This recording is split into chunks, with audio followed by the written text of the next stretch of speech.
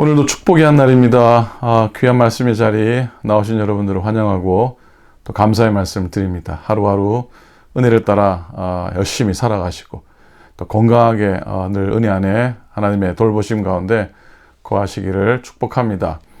자, 오늘 목요일 말씀과 함께 기도하고 묵상하도록 하겠습니다. 좋으신 하나님 감사합니다. 하루의 삶을 살아가다가 인생길 걸어가다가 잠시 멈추어서 하나님의 말씀에 귀를 기울이고 우리의 눈길을 말씀을 향해 쳐다보며 오늘도 우리의 귀와 우리의 심령이 하늘을 향하는 시간 되도록 인도하여 주소서. 세상 길을 걸어가지만 우리의 심령이 우리의 본향이 하늘나라임을 느릿지 않고 살아가는 저희 되도록 하나님이여 인도하여 주옵소서. 그래서 마지막을 잘 준비하며 우리 인생길을 하나님 은혜로운 마감을 하는 우리들의 지혜로운 인생 되도록 축복하여 주소서. 오늘도 말씀으로 나아갑니다. 사랑하는 오클랜드 모든 교우들을 축복하시고 부족한 종을 주님이 인도해 주시고 증거되는 말씀이 교우들의 마음 가운데 귀한 생명되며 양식되게 하여 주옵소서. 감사드립니다. 우리 주님 예수 그리스도 이름으로 기도드립니다. 아멘, 아멘. 자, 오늘은 창세기 47장입니다.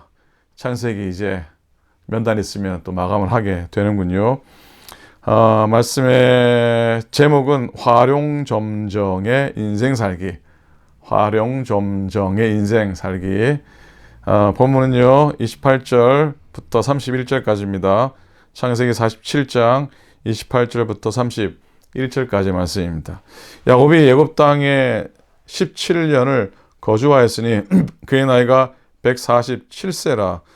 이스라엘이 죽은 날이 가까움에 그의 아들 요셉을 불러 그에게 이르되 이제 내가 네게 은혜를 입었거든 청하노니 네 손을 내 허벅지 아래에 놓고 인애와 성실함으로 내게 행하여 애굽의 나를 장사하지 아니하도록 하라. 내가 조상들과 함께 눕거든 너는 나를 애굽에서 메어다가 조상의 묘지에 장사하라. 요셉이 이르되 내가 아버지의 말씀대로 행하리이다. 야곱이 또 이르되 내게 맹세하라 하매 그가 맹세하니 이스라엘이 침상머리에서 하나님께 경배하니라. 아멘, 아멘. 여러분, 어떤 일이든지 마무리가 너무나 중요합니다. 오늘 제목이 화룡점정의 인생 살기라 그랬는데요. 이 말은 여러분이 너무나 잘 아실 겁니다. 옛 중국 고사에 나오는 이야기죠. 용을 그리는데 눈동자도 그려 넣는다라는 뜻입니다. 가장 요긴한 부분을 잘 맞춰서 일을 끝낸다라는 의미의 사자성어죠. 중국 양나라의 장승료가 금능에 있는 안락사에 용 2마리를 그렸다고 합니다. 그런데 눈동자는 그리지 않았대요. 사람들이 이상하게 생각해서 그 까닭을 물었더니 눈동자를 그리면 용이 날아가 버리기 때문이라고 답을 했다고 합니다. 그런데도 사람들은 그 말을 믿지 않았습니다. 그래서 그는 용 한 마리의 눈동자를 그려 넣게 됩니다. 그러자 갑자기 천둥이 울리고 번개가 치고 용이 벽을 차고 하늘로 올라가 버렸다고 합니다. 그리고 눈동자를 그리지 않은 용은 그대로 남아있게 되었다고 해요. 화룡점정과 관련된 이야기입니다. 자, 이렇게 화룡점점이라는 말은 어떤 사물이든 어떤 일이든 마무리가 그렇게 중요하다는 뜻이죠. 또 어떤 경우에는요 사소해 보이는 것이라 할지라도 마무리를 어떻게 하느냐에 따라서 그 전체가 돋보이고 또 생명력을 띠게 된다고 하는 의미입니다. 우리들에게도 마무리가 중요한 또 다른 중요한 이유가 있는데 우리 신앙인들에게요. 그건 우리들의 인생과 우리들의 시간의 주인이 따로 계시기 때문입니다. 그렇기 때문에 우리가 우리 인생의 삶을 결산할 때가 있다는 것, 하나님 앞에 서게 되는 때가 있다는 것을 기억해야 합니다. 자, 오늘 본문에는 하나님께서 그의 이름을 이스라엘이라고 불러주셨던 야곱의 생의 마지막 장면이 나옵니다. 야곱은 자신의 삶을 정리하면서 하나님께 경배를 합니다. 31절이죠. 야곱이 또 이르되 내게 맹세하라. 내가 하매 그가 맹세하니 이스라엘이 침상머리에서 하나님께 경배하니라 그랬어요. 즉 야곱은 자기 인생의 주인 대신 하나님께 경배함을 통해서 경배함으로 인생을 마무리합니다. 이런 야곱의 모습이 우리에게 보여주는 것은 자기의 모든 것을 주신 하나님께 참으로 감사합니다 라고 하는 그 고백, 청지기의 삶을 마무리하고 있는 것을 보게 됩니다. 성경에 보면요, 야곱의 이름이 이스라엘로 바뀌죠. 야복 강가의 사건을 우리는 기억합니다. 그때로부터 창세기 50장까지 이스라엘이라고 하는 이름이 약 40번 정도 등장합니다. 그 가운데는 야곱의 개인을 지칭하는 의미로 한 10번 정도 기록이 되어 있고요. 그 나머지는 민족에 대한 그런 하나님의 뜻에 대한 의도로 쓰여지게 됩니다. 그렇게 야곱의 이름이 이스라엘로 바뀐 후에 많은 경우 이스라엘이라고 호칭되는 것을 볼 수가 있습니다.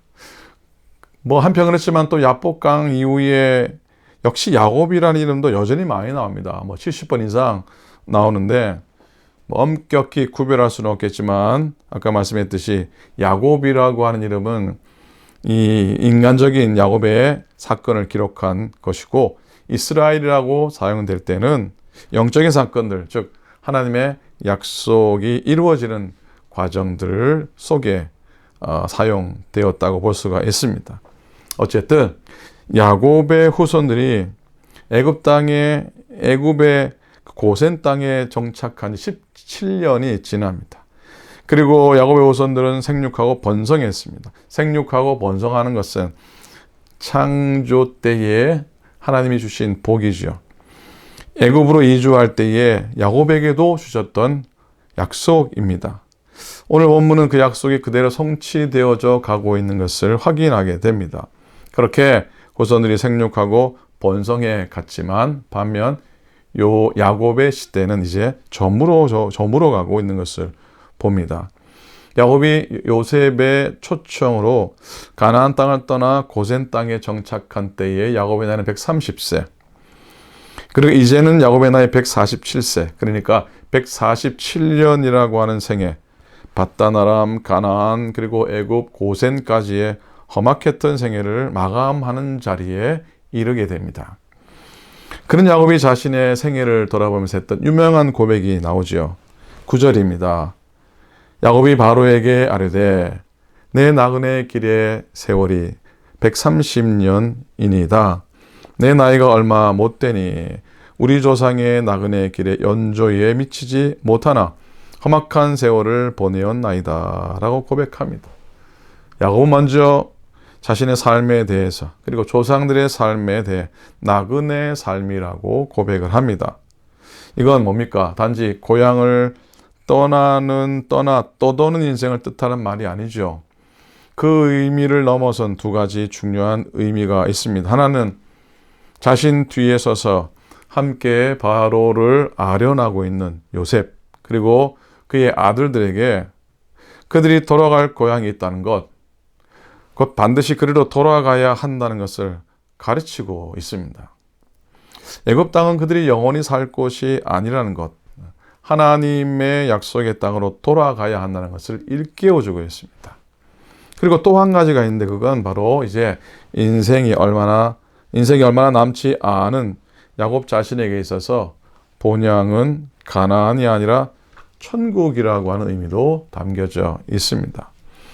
인생은 이 땅의 고향을 향한 존재가 아니라 천국이라고 하는 본향을 향하는 존재라는 것을 그가 알고 있었던 겁니다. 그의 생의 마지막 자리에서 야곱이 보여주고 있는 또 다른 한 가지가 오늘 본문에 나오는데요. 47장에 나오는데요. 야곱은 아들 요셉을 불러다가 자신의 허벅지 아래에 손을 놓고 마지막 소원을 말했습니다. 허벅지 아래에 손을 놓고 맹세하는 것을 흔히 환도뼈 맹세라고 하고도 합니다. 환도뼈는 생명의 근원과 권위를 상징을 하고요. 그리고 맹세의 엄숙함과 절대성을 의미합니다. 또 다른 번역에 보면은 넓적다리라 표현을 하는데요. 넓적다리. 이는 허리와 다리 사이 그 생명력의 원천이 되는 아랫배를 가리킨다라고 할 수가 있겠습니다. 아브라함도 창세기 24장에서 그런 맹세를 그의 몸종 엘리에셀에게 시키는 장면이 나오죠. 오늘 야곱이 요셉에게 이 언약을 시킵니다. 이건 고대 근동의 엄숙한 서약의 의식이었고요. 이스라엘에서도 중요한 일을 맹세시킬 때 그렇게 했었습니다. 자, 이렇게 야곱이 요셉과 다른 자녀들에게 맹세하라고 한 것이 뭡니까? 뭘 맹세하도록 했습니까? 바로 30절, 31절이죠.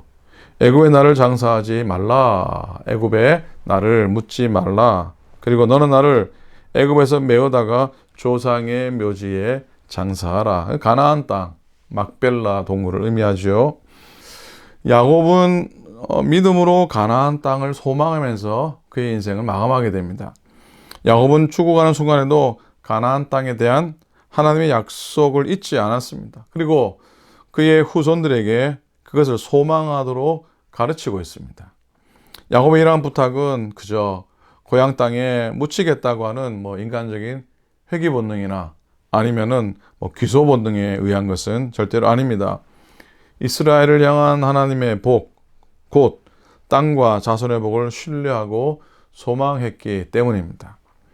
야곱은 가나안 땅이 이스라엘 백성을 위해 예비해 두신 유일한 기업이라는 사실을 절대로 믿고 있었던 것이죠.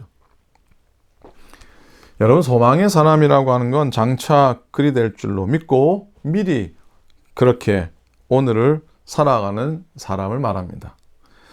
이 말은 소망이 미래형이 아니라 현재형이라고 하는 말입니다. 미래형이 아니라 현재형이라고 하는 겁니다. 비록 장래, 미래에 이루어질 일이라도 지금 현재 그렇게 믿고 행동하는 것이 소망의 사람의 모습입니다. 야곱에게 그 후손들이 가나안 땅으로 돌아간다는 것은 미래에 있을지 또 없을지 모르는 사실이 아니었습니다. 반드시 그렇게 될 줄로 믿고 소망을 전한 거룩한 믿음의 유산이었던 것이죠. 여러분, 하나님께 산 소망을 두고 사는 사람은 땅의 것이나 사람의 것에 흔들리지 않습니다. 왜냐하면 그들은 하나님 한 분만으로도 얼마든지 배부르고 따뜻하고 행복하고 즐거운 사람들이기 때문입니다. 믿는 것만으로도 감사한 것이죠. 기쁜 것이죠. 그래서 성도들에게 내일은 소망과도 같은 말입니다.